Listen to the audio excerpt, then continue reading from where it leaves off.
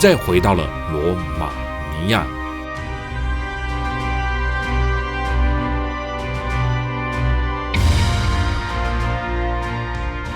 1989年的12月，革命广场，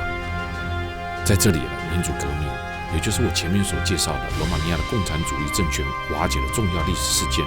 当时大批的群众聚集在这个广场上抗议独裁统治者尼古拉齐奥塞古的统治政权。随着示威抗议越演越烈，民主革命展开来了。当时在这里就是最主要的发生地点以及革命广场，这里还有一个纪念碑，纪念当时的历史事件哦。我们现在来到的是革命广场。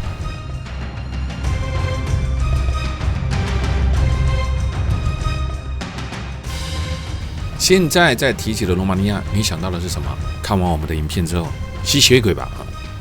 那有趣的是，罗马尼亚的首都布加勒斯特却有着与吸血鬼迥然不同的浪漫昵称，叫做小巴黎。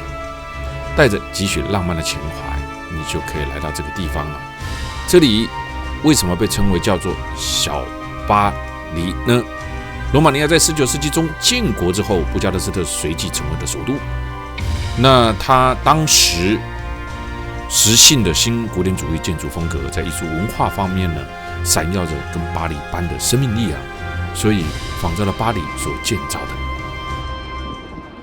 这个保加利亚的人民宫呢，真的可以说是最豪华的一座政府办公的地方啊。那讲人民宫之前呢，我们先讲讲布加勒斯特的罗马语义叫做欢乐之城。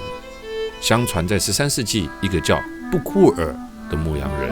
赶着羊群来到这里的河边，发现这里的气候温和，就此定居下来，所以就把它叫做布加勒斯特了哦。那当然呢，随着19世纪独立不久的罗马尼亚以巴黎为打造的首都，建造了不少的法式建筑，有新古典主义风格的各式各样的建筑，所以又有巴干小巴黎之称。那现在来到了更是不得了了，人民宫。这个人民宫呢很厉害咯，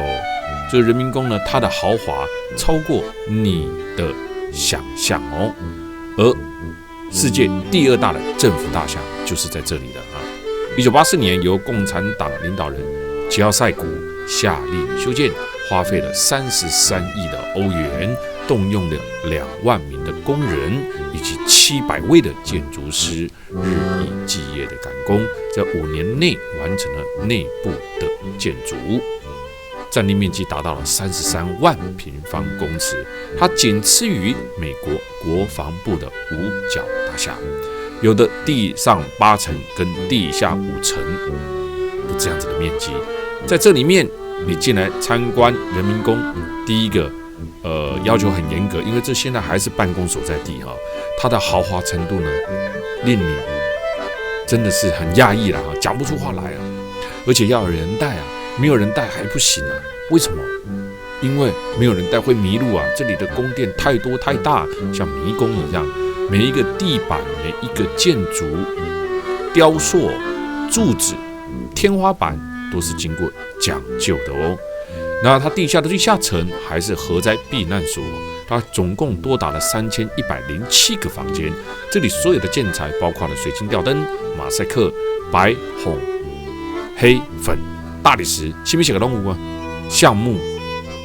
做的雕饰木板、地毯，来自罗马尼亚各地的所有的建材。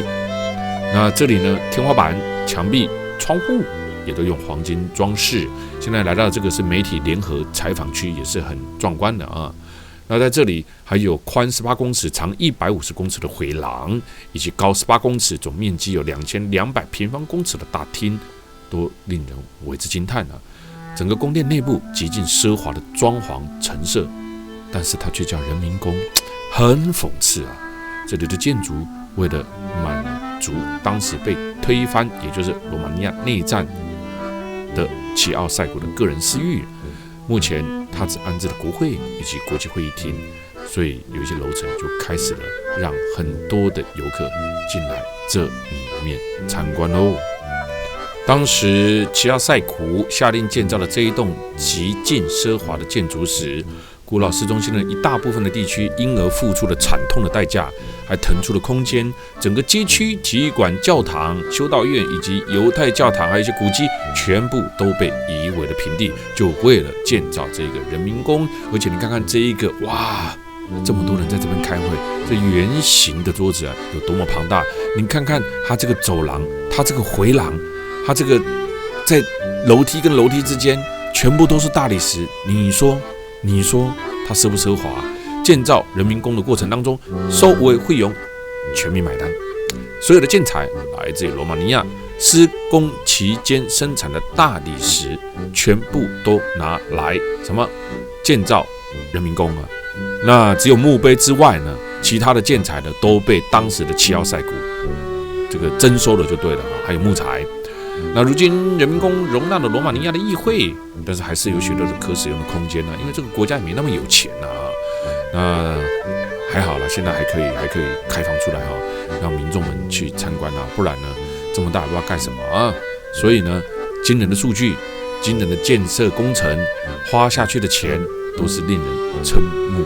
结舌啊！这也是来到这个地方很特别，你可以看得到的地方，而且这里还有部分的地方被列为了国立艺术博物馆来使用哦，因为地方实在太大了。这就是人民宫，那人民宫还是需要申请，需要有人带的哦。来看完了这个罗马尼亚的人民宫之后呢，我们再走回到市中心来。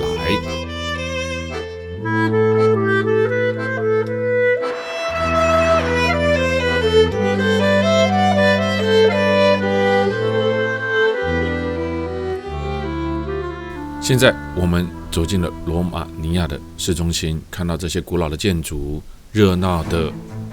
商业街道，你很难想象这个巴尔干半岛俗称火药库的地方，欧洲火药库的地方，如今带有那么多的历史文物，那么具有特色的风格存在。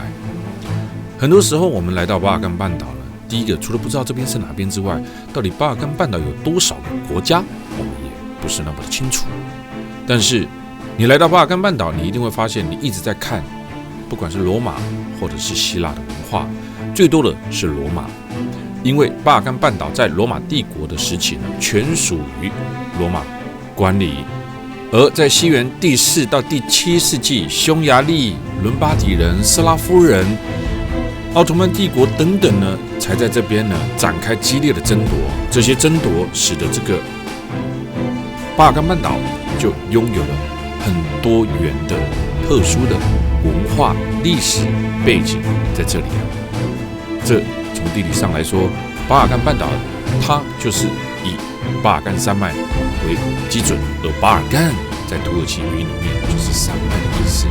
巴尔干的山脉穿过了保加利亚，到达了塞尔维亚，所以巴尔干半岛有很多很多的国家，您知道吗？有归属于前南斯拉夫的，有不属于前南斯拉夫的。在这一块土地上，你可以看得到东正教、基督教、犹太，还可以看得到什么伊斯兰，这些种种的特色，拜占庭帝国、奥图曼帝国，这些所有的特色汇集在这个巴尔干半岛这么多的国家里面。真正的巴尔干半岛所包含的地区呢，阿尔巴尼亚、波斯尼亚、保加利亚、克罗埃西亚、希腊、科索沃、马其顿、蒙特内哥罗、罗马尼亚、塞尔维亚、斯洛维尼亚，还有部分的土耳其，这些地方就是所谓的巴尔干地区喽。这样子您了解吗？希望这一次巴尔干地区11个国家当中，我们走的其中的5个国家，能够为你带来更深入、更深层、更进一步的了解的巴尔干之旅。谢谢你们喽，诸位老朋友们。